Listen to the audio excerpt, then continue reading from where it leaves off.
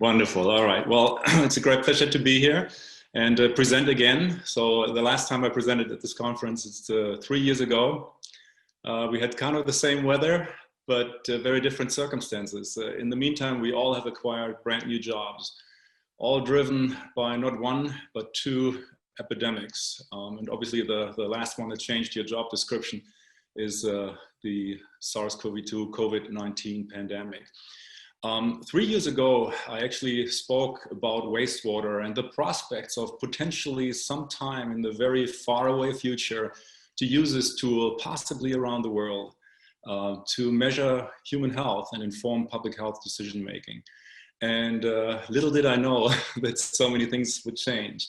And so what I'd like to do today is to spend maybe a few, 30, 40 minutes making a little sewage safari that will take us nationally and internationally through space and time to observe what has happened to this nascent discipline and how we are using it today, what its history is, and also where the pressure points are, the difficulties of implementing it, and questions that have arisen in its more widespread use since I last presented.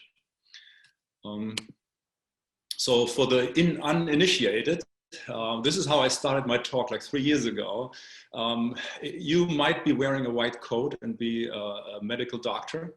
If you are, then you like urine, sputum, stool, saliva, blood as diagnostic matrices, right?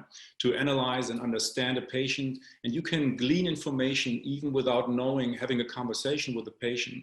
You can just learn a lot from just analyzing those individual biofluids and specimens from an individual patient. Now, in wastewater-based epidemiology, or WBE as we call it now, we do the same. But think of an engineer who puts on a white coat and pretends to be a doctor. Not a pretty sight, but that is actually what has happened in the very recent time. And so the engineer has access to the urine, stool, and other biofluids and excreta from hundreds of thousands of people. Because in the developed world, we collect our sewage and we treat it centrally, typically in wastewater treatment plants, which is shown here. So we, in principle, have access to a diagnostic matrix that gives us a real-time information on the behavior, consumption, exposure, and public health status of entire populations. The big difference is that we don't know the individuals. We can estimate how many there are contributing to a sample, but we do not know their identity, which on the one side is a downside because we cannot go back and help an individual. On the upside, on the flip side, we get information very quickly. It is inexpensive. It is rapid, almost near real time. We don't have to get any special approvals because the waste, as it exits the households, as soon as it arrives on the curb, on the ground, is considered just an anonymous fluid that can be sampled and interpreted. So here's an example of how things that we're interested in get into wastewater. Let's think of drugs, maybe prescription drugs. So in the upper right corner here, we have various drugs. Some of them are now legal after the election. Other ones might not be. And then there are unknown people in a large population that consume it. The chemical passes through these people and they excrete in part the unmetabolized chemicals. So what we call the parent compound, let's say it's heroin or fentanyl. And they also metabolize, their body is metabolizing the chemical, leading to a unique ratio between the thing that they got exposed to and then what they excrete, the urinary metabolite. And these things arrive at a wastewater treatment plant, and there we can measure them. So how does this look in reality? Here's a few pictures of how we can get to the sample and what we do to this. So on the left-hand side, here's an image taken in Tempe, I believe, where sampling is taking place, and people are actually sampling what's known as a maintenance hole or manhole of the sewerage system of a city. This is now happening across the United States and around the world to measure the COVID-19 pandemic. The other opportunity would be to go to the wastewater treatment plant and take a sample there. In the next picture, we have a more sophisticated sampling strategy where we have an automatic sampler equipped with an electric pump that also is connected to a tube reaching down into a sewer pipe, but the sampler can take periodic samples and composite them over time. For example, it can flip on every 15 minutes and deposit a few milliliters of liquid into a jug. And at the end of the day, after 24 hours, it creates what we call a 24-hour composite sample. Note that it's not really a true 24-hour representation of the chemistry because the sampler only switches on every about 15 minutes. So it grabs, maybe 4 or 5 minutes out of the hour. But that's the sample that typically gets collected. This one then comes into the laboratory. Ideally, it's rushed if the sample is sensitive and arrives for processing. So we extract the chemicals or biological agents of interest, and then we feed them into sophisticated machinery. For opioid analysis, we use tandem mass spectrometry with a liquid chromatography front end to first separate the chemicals and then identify them unambiguously in the triple quadruple mass spectrometer. For detection of viruses, we target a specific RNA. So these are genes of the virus that are known to occur at a certain copy number. So for SARS-CoV-2, the causative agent of COVID-19, it's just one copy per genome or per virus particle. And so we can extract that and feed that into a PCR, polymerase chain reaction, reverse transcriptase PCR system, and essentially count genes in the sample that we have. And if we make these detections, we get to a concentration of either a virus or a chemical per liter of wastewater. In some situations, we would like to normalize that immediately. If we have a combined sewer where stormwater is mixed with the domestic sewage, the concentration will vary vastly during a rain event, between a rain event and a dry weather event. And so we absolutely have to normalize for flow. If we have a separate sewer system, like in a lot of Western cities of the US where we have newer infrastructure, then the need for that is not as big, and we'll see trends. And that's true, for example, for Tempe. But we can also measure other chemicals that we know are being consumed by people, for example, caffeine. And so I got my cup here. As we all consume caffeine at a certain quantity, we can then normalize and estimate how much caffeine a given person or one individual in a population is consuming. We can measure the caffeine and then adjust our measurement for the number of people we estimate to be there. And that then gives us a mass per capita, and that's really a dose. So that is the dosage of whether it's caffeine or whether it's opioids or THC from cannabis use, or even if we look at virus particles, a certain number of virus particles per people in the community. Although we understand that not all people take drugs, so we make a very simple normalization here in terms of equating it to 1,000 people or 10,000 per 10,000 people. So this work is not really new. So people have measured particularly illicit drugs for over 20 years. It started in Europe, and whoever started it never stopped. I think that's a good sign. So the Europeans are still measuring, and they started in a few major European cities doing this once a year for about 4 chemicals. And they're still at it. They increased it to over 60 cities in Europe. And that allowed them to take a look at what types of illicit drugs are being consumed in any given metropolis across Europe. And so we know it worked, but it didn't see a lot of other uses. And my background is in public health. So I always thought of it not just as a tool to track drug use, but also as a real-time tool to get a better sense of how population health is and whether anything that we do in terms of improving population health, how we can measure those impacts of the interventions that we implement. And with that, we went off and we found one really forward-looking city. And it happened to be Tempe, the home of Arizona State University, where the Biodesign Institute is located, where we did all our measurements. All of this started in 2015, actually. We laid the groundwork of doing sewage measurements back in 2015 by inviting stakeholders, sitting down, having conversations, figuring out what is it that we want to measure, who will see the data, and so forth. And then the opioid epidemic forced us to focus, to train our mass spectrometry on opioids. And that's what we did. And the city of Tempe became not only the first city in America to implement a strategic wastewater-based epidemiology long-term monitoring program, but it was also the first city, and that is quite remarkable, to take data from the sewer and immediately post it on a public website to share the data with everyone, with all the constituents, all the stakeholders. So this is immediate public health information going out to everyone. And it came for something that is, I think, is quite sensitive, that is drug consumption. And so what we learned is that this actually could be done. And so we formed a strategic partnership between ASU and the city of Tempe. We got some funding to do this through the innovation program, and off we went and started measuring. And maybe I show this here. If you look at on the left, you see that there's different areas of Tempe. So this is millions of gallons per day. This is the sewage flow. And what you see is that we didn't just measure a wastewater treatment plant or the biggest pipe coming out of the city and then declaring that we measure an average health or consumption of behavior profile for that entire city. We thought there are probably different populations in the city that are worthwhile monitoring separately.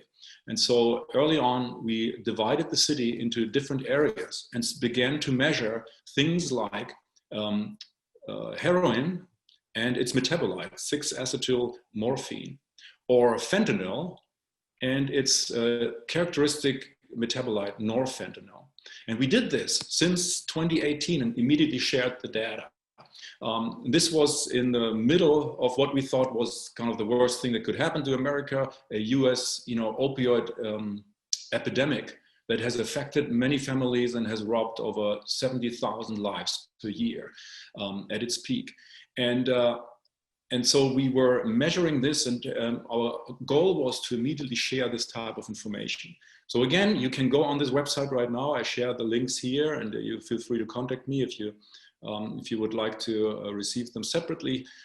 So you can go there and look at real-time information of drug consumption by city area. We started with 3 areas and expanded it, and we are now at 7 Tempe areas plus the town of Guadalupe for the area of Greater Tempe alone. Now, we have to remember the ultimate goal of this is not to find out whether drugs are in the city. The key thing is to inform the stakeholders which drugs are in the city, which new drugs are arriving, which drugs might decline in consumption, which ones might go up, and then share that information and translate it into public health interventions that improve health and limit substance abuse. And that's what we did. So we met on a regular basis, first in City Hall, and then we also had offsite meetings at different locations to look at laboratories, for example. Here's a picture taken from one of these outings, and communicated the opioid data to decision makers that were managing opioid and substance abuse in the city of Tempe. While we were doing that, we already thought of what is the next thing on the horizon. And obviously for every year in the United States and in other places around the world, there are infectious diseases that are coming seasonally and affecting large populations, taking many lives. The influenza virus, so the flu, is one example. And so we developed an interest, having now developed a system for accessing wastewater strategically throughout a city and also across cities around the world.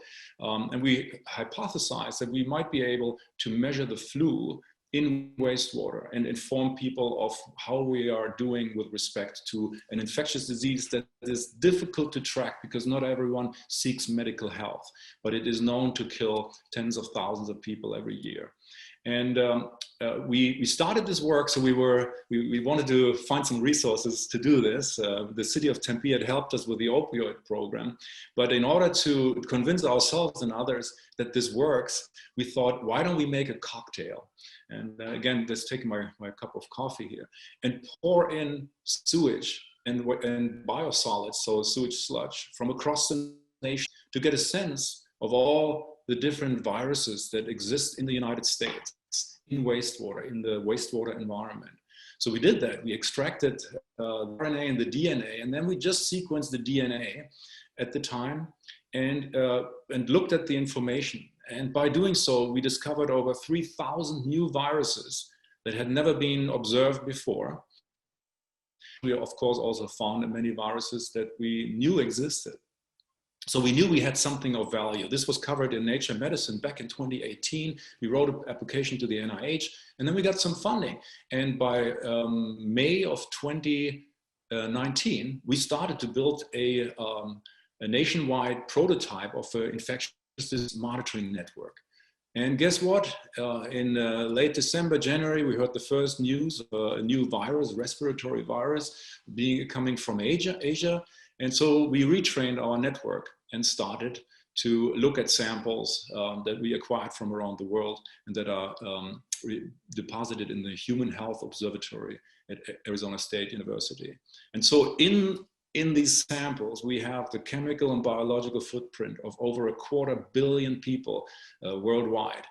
And so we began to use our monitoring network to focus on COVID-19 and particularly SARS-CoV-2, which is the causative agent. So how does this work? We had applied it once for the opioid epidemic, and it worked. It is ongoing work. We still appreciate this. We actually built out the dashboard. But I think it's fair to say that few people beyond Tempe and maybe Arizona took note of what was happening there. And so when we applied it to the pandemic, obviously there was a much greater interest. And so we followed the same playbook. We already had the monitoring network. We already had gained the trust of the community. We already had coordinated between the city and the analytical lab. And we already had sliced the city, if you will, into different areas. And we actually increased the number of areas and started measuring the virus. And initially, it was unclear whether the virus is even detectable because RNA viruses are rather labile. So they fall apart quickly and the RNA decays beyond recognition and can then not be detected, identified, and quantified. But we set this up. The information here is, again, available online. And so the web link is shown in the upper right. The city of Tempe has been separated into 7 different areas, plus the town of Guadalupe. And we began monitoring in the large area here, area 1, which is about 100,000 people. This is where we kind of tested our technology to see whether it's even possible to measure the virus. This happened in early April.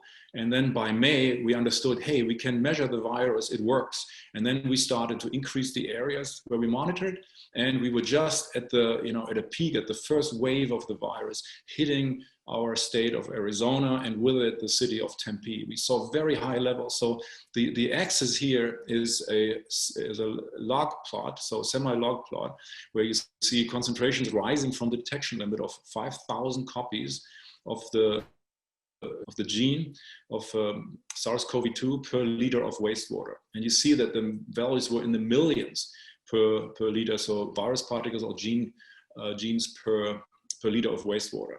Then came the lockdown, a drastic measure that immediately showed impact. So in essence, our hypothesis of having a tool that allows us to see the impact of public health interventions seemed to work right away because we saw the suppression of the levels. Of course, what we all also experienced was great frustration, great despair, depression about the inability to carry on with their normal lives. And so the burden, psychologically as well as economically, obviously was very harsh. And so while this was successful, we had to open up again for the sake of the economy, which becomes a political question and is not a scientific one. And so when we presented these data, we knew that the data, if we succeeded in this, would be very powerful and potentially could be criticized for what we did with them. So we took a very conservative approach. I mentioned before that since we are in an arid area where it barely rains, and since we have a separate sewer system, we were able to just work with the concentration and use the concentration because we don't have to normalize it for weather events. And we look at this as these data similar to the sea levels so how high are the seas, or how hot is it outside? It's a physical measurement. So we take a physical measurement here of the number of genes that pass through a monitoring location in the city. There's little to argue about, okay? What you do with that information becomes a political decision. But these are, this is it. I mean, you can have discussions about whether it's hot in Arizona, but you can measure the temperature. I think we have to agree on that it does get hot here, and we have many 100 plus degrees Fahrenheit days. So after the lockdown was lifted, we immediately saw, even before cases were reported by the health agencies, an increase in the virus levels again. By June 19, the city of Tempe ordered mandatory masks in a lot of places, and that helped to bring those levels down again. And so we experienced then a period where in a number of areas of Tempe, we did not detect the virus in wastewater. But as soon as the fall semester started, we see an uptick, and we went back to concentrations that were equal to that wave that we experienced back in the summer. And then again, we had various measures, and all of these measures are tracked on the website. So you can take a look at what has happened and then what the response is in the sewage. And so eventually the levels came down again, only to now spike again. So we are in yet another wave. I don't know, counting waves is difficult here, but I think it's fair to say it's the third time that, maybe the fourth time after the initial event, that things are picking up again. And that's the situation we're in right now. So what did we do with this data? How, who is using this? So again, we are still meeting with the city now remotely and discussing the data and its implications. Let me give you one example of how this worked for one area, the town of Guadalupe.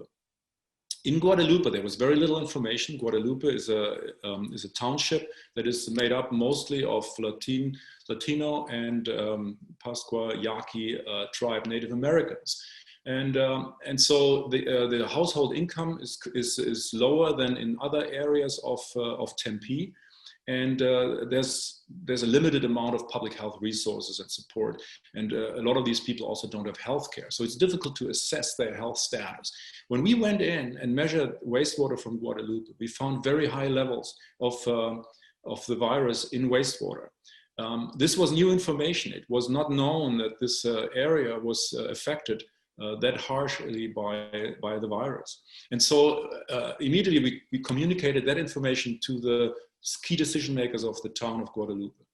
And what happened? What do you think? What do you do if you get really bad news about your place? And I think what happened here is an example of what should happen when you are acting in the interest of public health. You get that information out, you share it with as many people as possible so that we can make informed decisions. That's exactly what the town of Guadalupe folks did. They said, we need to help our citizens. Let's make these data public. Please post them on your website because we don't have one yet, and that's the fastest way to go. So they did, and we had targeted interventions. Money was raised, resources were redirected to the town of Guadalupe. And that resulted in local interventions that brought the virus level down to less than 5,000 copies of the gene per liter of wastewater from millions. So a huge success. Indeed, maybe the first example of how wastewater can be used in order to manage small clusters of infections of SARS-CoV-2.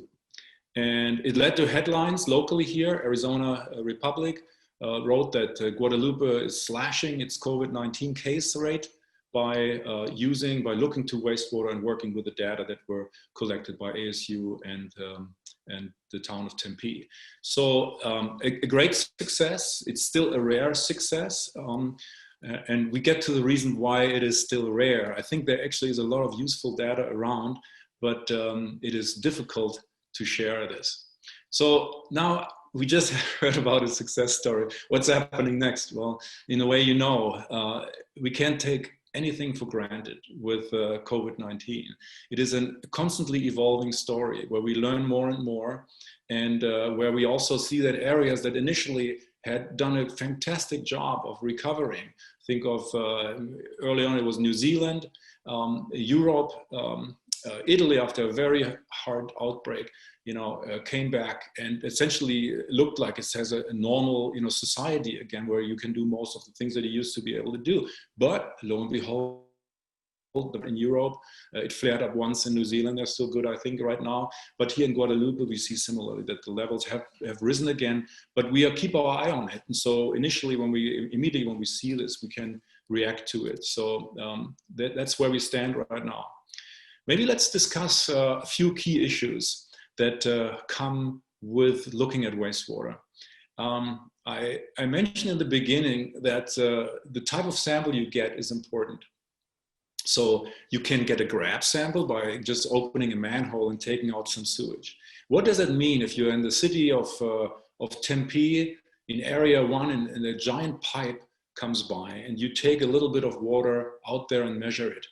It gives you information on hundreds of thousands of people. So if a person is not using the restroom, if only 1 in 100 or in 1,000 people is going to the restroom at that very time when you take your sample, or offset by the travel time, then you still get a reasonable amount of people reflected in that sample. However, as you reduce the scale of the population you measure, the chance of catching stool which contains the virus and which is the major source of this health signal becomes an unlikely event, because we are not spending, ideally, the whole day, on the toilet. And so it is important to think about the sample. And I mentioned the limitation of that the automatic samplers that are deployed across the United States right now only draw a sample every once in 15 minutes, maybe 10 minutes. So they get an imperfect signal, and the chemistry is not necessarily in the jug. That is a key issue, and I'd like you to think of that as you determine, maybe you would want to measure a population in a building, like in a school or at the university, So it's an important issue. If you detect it, yes, then you got lucky. If you don't detect it, it doesn't really mean that the virus isn't there. It means that given this type of sampling, whether it's grab sampling or an imperfect sampler that periodically takes grab samples, that you might miss out on a lot of information. So here's the next issue then, the key issue, and that is your observational reach. If you can imagine that you can reach down to the subsurface and you can pull out the sewer pipe, and then you look down the sewer pipe, and that's illustrated here in this image. And what we've known all along, you have someone excreting a very big signal from maybe just a few individuals. Let's say the 3 individuals that are shown here in red. But if you look down a pipe that is connected to hundreds of thousands of people, then the signal potentially from people that are far down the line might be degraded if the signal you're looking for is labile, if it degrades over time. And that's exactly what the coronavirus does. So if we had a dirty bomb attempt and somebody was mixing plutonium in a household and draining it into a pipe, that plutonium detectable no matter where it is released, whether it comes from 50 miles away or whether it's a building next door where it enters into the pipe. But with the virus, it's very different. And that's also the reason why we had to go on the city area level in order to see this cluster of infections in the town of Guadeloupe. When you combine all that sewage, as you combine more and more, a lot of the signal gets lost. And so we published a paper in early 2020 showing that the amount of people that you can see is a function of 2 things: of the lability of your signal. So if it degrades quickly, then you can only see a certain amount of population before the signal disappears, no matter how much is dumped into the pipe upstream. And the second thing is temperature. Now, lo and behold, here in Tempe, we have tremendous fluctuations in temperature. So that also means that there could be a modulation of a signal over time, over seasons, and one and the same level of virus particles detectable in one and the same location might actually mean very different things depending on what season you're in. And so we explored this computationally for over 3,000 wastewater treatment plants, so I think actually 13,000 across the United States, and did all this modeling. And we showed that when you look through that pipe, in the winter, you can see a lot of people, a lot of populations. In the summer, your vision is impaired, and a lot of the signal disappears, and you can see only a little bit down the road. And what this means is, if we look at the population demographics, we actually look at different people depending on how far we can look down the sewer pipe. In other words, our populations are not homogeneously distributed. And you know that as you look into the suburbs, the demographics, race, and a lot of demographic characteristics change as you venture out from the city center. And the same is true as you look at a sewage sample. It is partially degraded. It reflects different populations at different times over the year. And the third key issue, and I think that's a really important one for the audience right now, for you and me and others who want to influence public health decision making. This one is linked to data access. Who can see the data? Who can share the data? How quickly is it released? And to whom is it released? This is about the ownership of information that potentially can save lives or cost lives, depending on how you manage it. And this is a really important ethical question of where do we measure, who gets that information, in what way delivered, and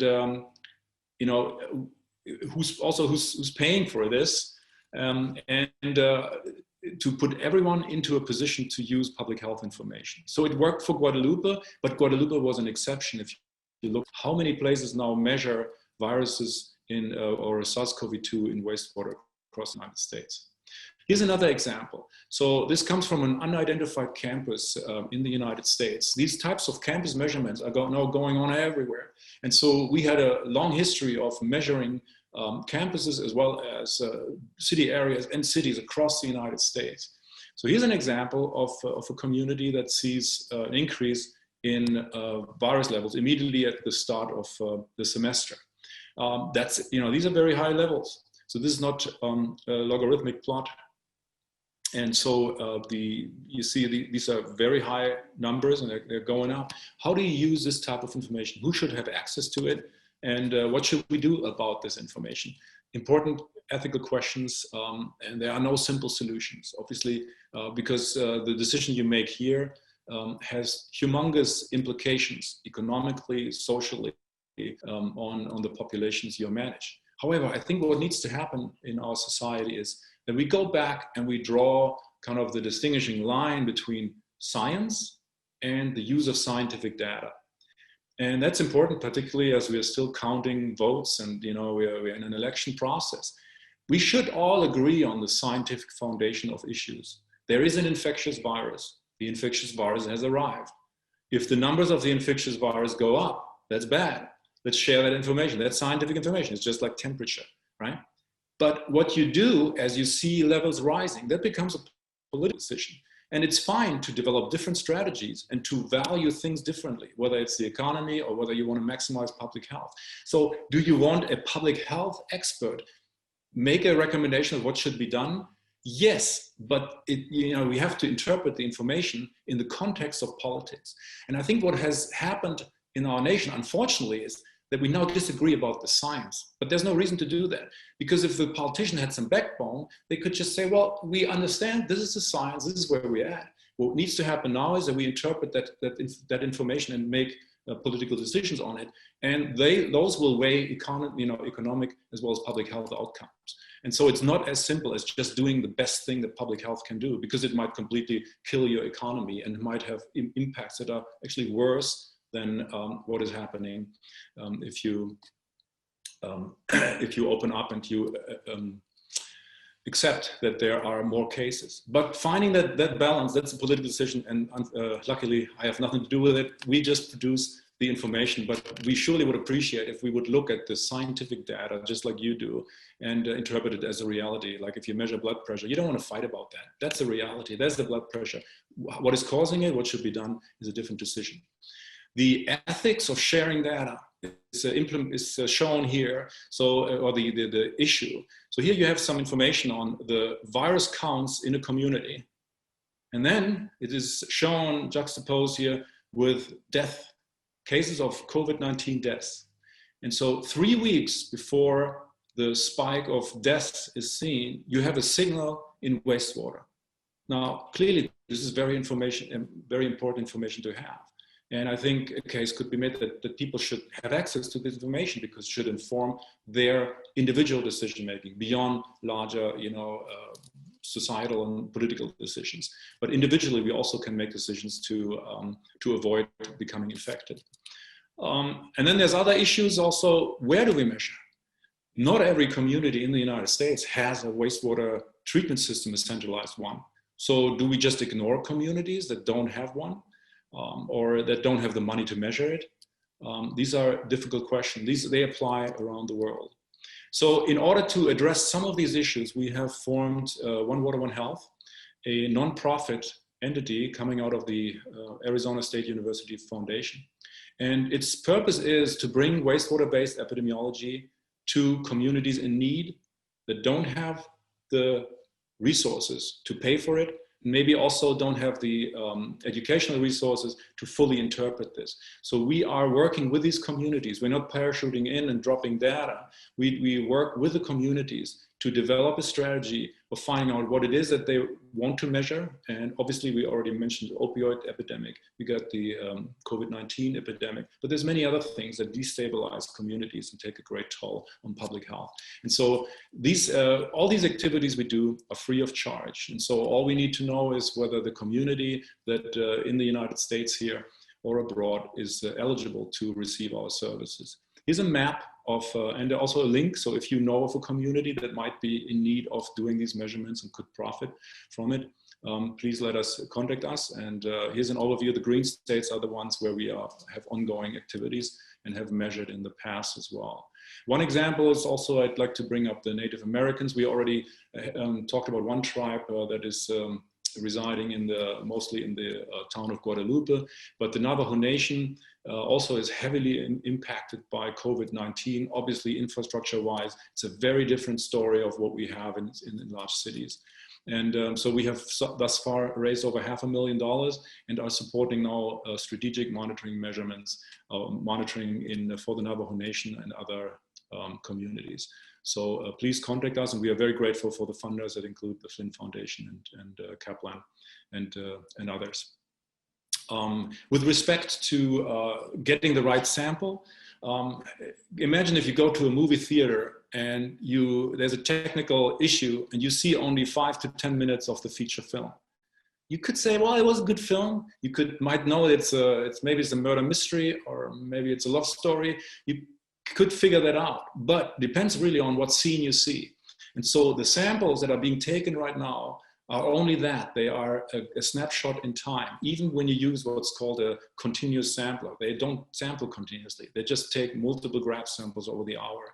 So we had, way back in 2016, we had explored this and had published papers and developed a device that is now being commercialized by an ASU spin-out company, with which I'm also associated for full disclosure. It's called Aquavitas.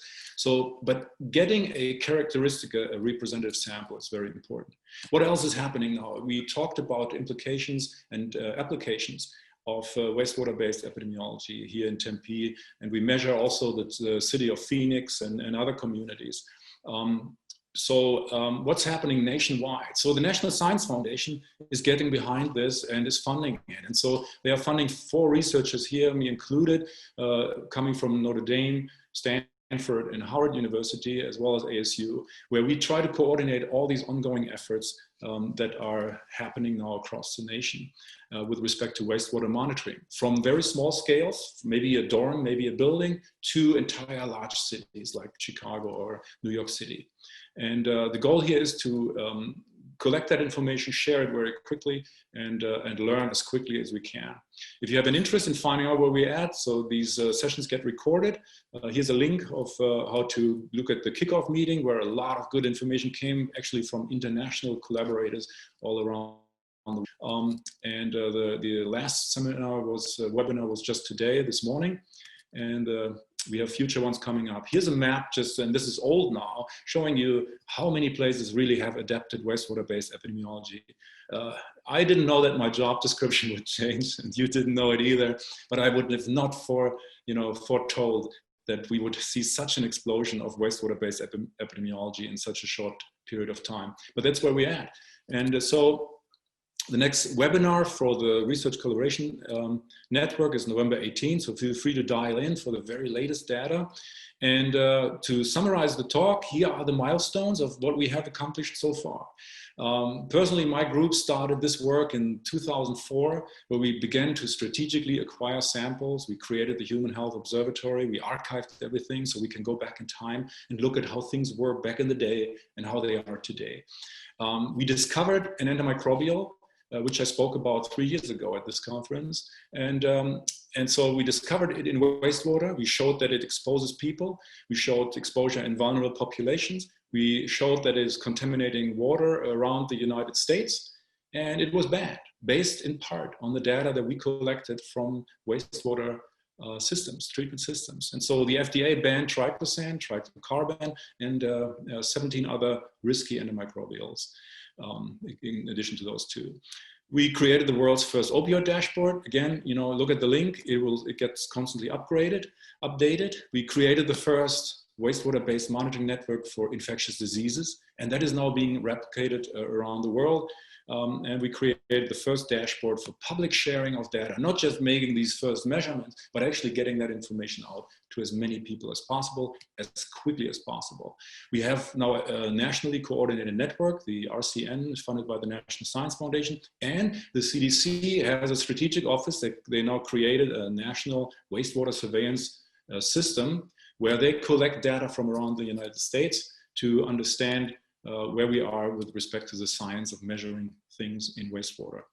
And with this, I'd like to thank the many, many individuals that have contributed to this. It's really, it's mind-boggling how many people it takes and how many people have stepped up and worked tirelessly to make this happen, and how many entities have thrown their support and dollars into this in order to make this work possible and to allow us to do these firsts, which hopefully have changed and continue to change the course of the pandemic we are all immersed in. And with this, I'd like to stop and would be happy to answer any questions. Maybe while we are waiting here for the results to come in, with respect to food safety, it's another potential application of looking at wastewater. As we know, not everyone who has a food poisoning presents at the doctor's office and gets then diagnosed for whatever specifically is happening. Wastewater offers a very nice opportunity to determine what types of food safety issues are present in a city and whether they go up or down. So for example, we demonstrated years back that we can measure the norovirus in wastewater, and so create a system for looking at norovirus infections, a very not as deadly but very common infection. I see another question coming in here regarding the sampling, the sampler. So the question is whether the sampler is refrigerated. The answer is it can be, it doesn't need to be. Some samplers don't have a refrigeration unit built in. So there's just ice being added either into the sampler at the bottom or around the sampler as an ice pack. But you can also refrigerate it. It's a really good idea to keep that sample as cool as possible, particularly if you're measuring something as labile as SARS-CoV-2. Rolf, we also have another question. Any plans for the tracking marijuana use after past legislation in Arizona? All this is already happening. We are measuring so many things. So we are developing methods constantly. We measure over 300 different agents. The issue is not right now one of resources for us. So we have been applying to the NIH for a long period of time to do these measurements. And in the past, they've said it's impossible. Well, now it's possible. Now our priorities are not necessarily THC, right? A lot of resources right now go to COVID-19, rightly so. And without a budget for the future years, it's difficult to allocate. So we're a little bit in limbo right now. I hope that we can do these measurements. We have in the past, proposed to do that. And there actually was also a pilot study conducted by colleagues in Washington State that already have demonstrated that you can measure THC metabolites and use of cannabis in a community. And personally, from a public health perspective, I'm very interested in learning how the legalization impacts use. Of course, the decriminalization is good, particularly if it's systematically, targeting certain people in law, by law enforcement. and puts a lot of people behind bars for something that it really is a public health issue. But so, I mean, it's worrisome if you drive into a city and all you see is advertisements for drugs. And you wonder, well, doesn't this increase the drug use? And is this really a good idea that we all medicate it all the time? Probably not, that's my opinion. So yeah, this is a good question. It's feasible. I encourage you to contact me, particularly if you think you have resources, either a study that we can design together, or if you have resources and we can do these measurements for you. They can be done by the university, or they can be done by a commercial laboratory for you. All of these options are there.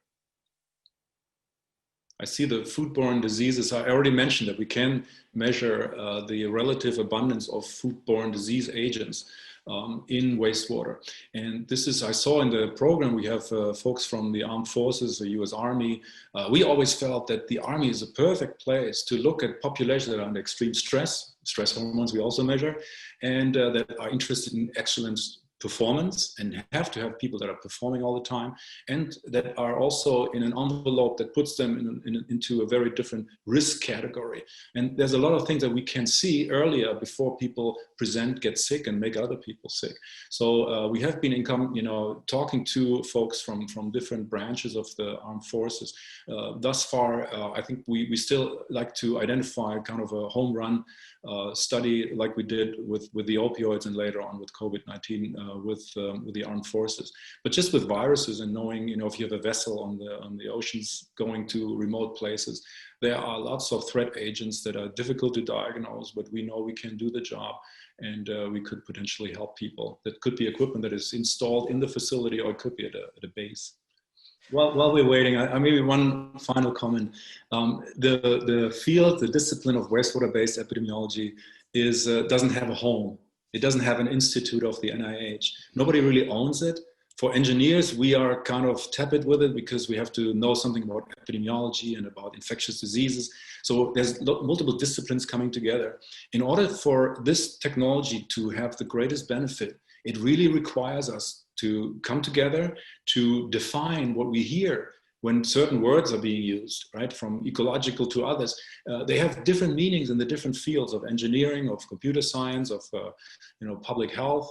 And so we have to learn to find a common language and work with our expectations too. I think a lot of medical people are really turned off when if they can make an observation, link an observation to an individual. But it is still useful information. And even if your signal is so much fluctuating that you can't get much out of it, you can't tell a trend, you still have qualitative information. Wouldn't you want to know whether a given drug is in your city or not, particularly if it's very deadly like carfentanil? So we're looking for that, and we find it, it's an issue that we identify. If we don't look for it, we will never know. And we might not even identify people who overdose on that drug because we don't routinely measure for it. So it really requires multiple disciplines and an ability to find a common language and work together to pull this off and help as many people as possible.